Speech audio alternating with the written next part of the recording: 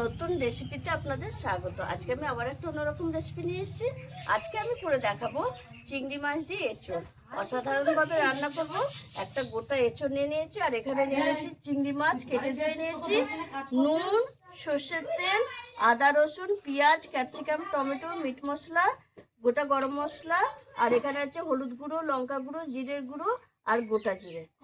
আর এখানে আলুও দেবো। আমি প্রথমে এঁচোড়টা কেটে নেবো।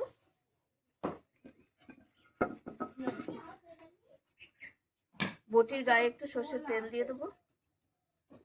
মামনি লাঠিটা সরাতে।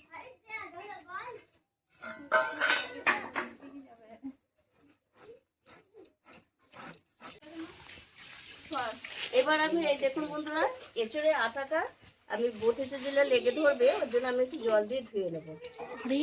ধুয়ে দিলে তাহলে আর আটাটা লেগে ধরবে না।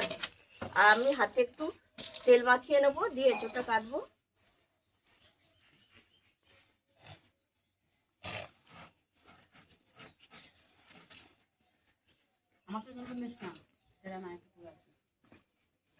এদিকে আমি উনুন ধরে জল বসিয়ে দিয়েছি।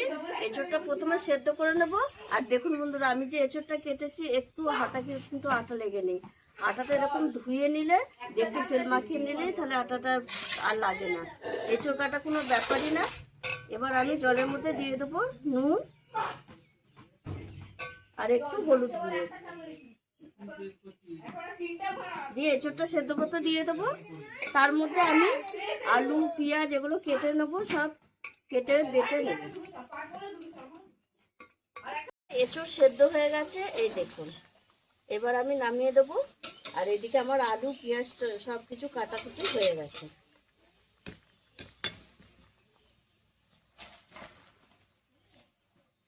কড়াইটা একটু জল দিয়ে না, নাহলে তোমার লেগে দেয়। কড়াইটা একটু ধুয়ে নেবো, নাহলে লেগে ধরবে।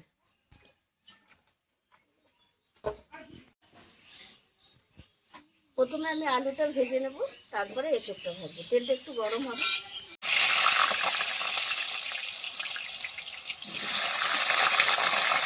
আলুর মধ্যে নুন হলুদ ফুটিয়ে দেবো না, তাহলে লেগে ধরবে তলায়।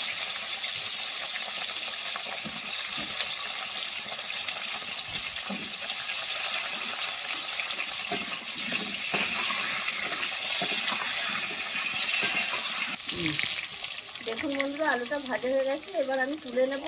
আর এই এখন নতুন আলু, নুন হলুদ দিলে লেগে যেতে পারে, ওই জন্য নুন হলুদ দিইনি।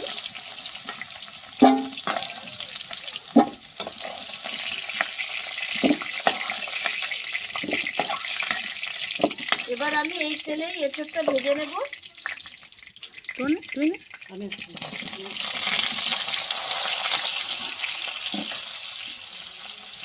ভাজা হয়ে গেছে। এঁচড়টা বেশি ভাজবো না, তাহলে শক্ত হয়ে যাবে। হালকা করেই ভেজে নিয়েছি। এই তেলে চিংড়ি মাছটা ভেজে নেব।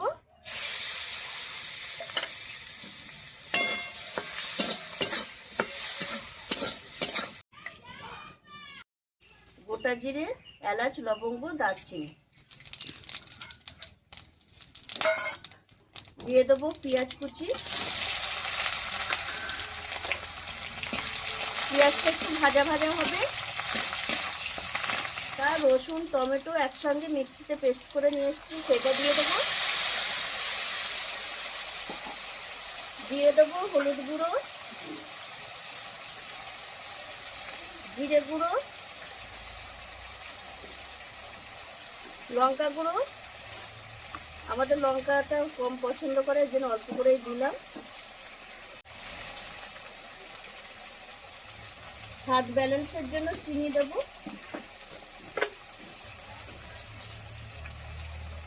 দিয়ে একসঙ্গে মশলাটা কষিয়ে নেব। মশলা কষানো হয়ে গেছে, তেল ছেড়ে দিয়েছে। এবার আমি কেটে রাখা ক্যাপসিকামটা দিয়ে দেবো। দিয়ে এবার আমি এই যে এঁচড় আলু ভেজে রাখা এঁচড় আলুটা দিয়ে দেবো। দিয়ে একটুখানি নেড়ে ছেড়ে নেবো, তারপর জল দিয়ে দেবো।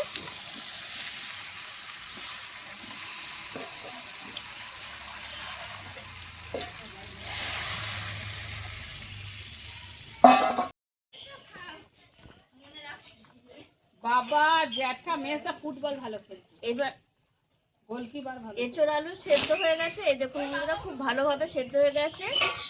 এবার আমি ভেজে রাখা চিংড়ি মাছটা দিয়ে দেবো, আর দিয়ে দেবো একটু মিট মশলা। এই মিট মশলাটা দিলে একদম মাংসর স্বাদ লাগবে। এঁচড় খাচ্ছি মনেই হবে না, মনে হবে মাংস খাচ্ছি, অসাধারণ লাগে। এবার আমি মিট মশলাটা দিয়ে 1 মিনিট মতো ফুটিয়ে নেব।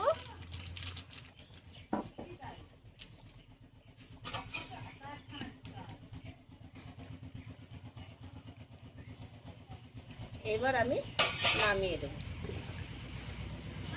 হয়ে গেছে এঁচড় রান্না, এবার নামিয়ে দেবো।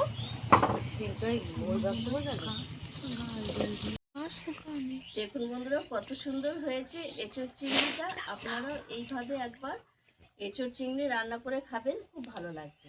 আর মাংসের স্বাদকেও হার মানাবে। আমি কিন্তু খুব বেশি মশলা দিইনি, অল্প মশলাতেই রান্না করেছি। এখন যেহেতু গরম পড়ে গেছে, আপনারাও এইভাবে রান্না করে খেয়ে দেখবেন, অসাধারণ লাগে। আর আমার এই ভিডিওটা যদি আপনাদের ভালো লেগে থাকে তাহলে লাইক করবেন, শেয়ার করবেন, সাবস্ক্রাইব করবেন। আবার দেখা যাবে আগামী ভিডিও।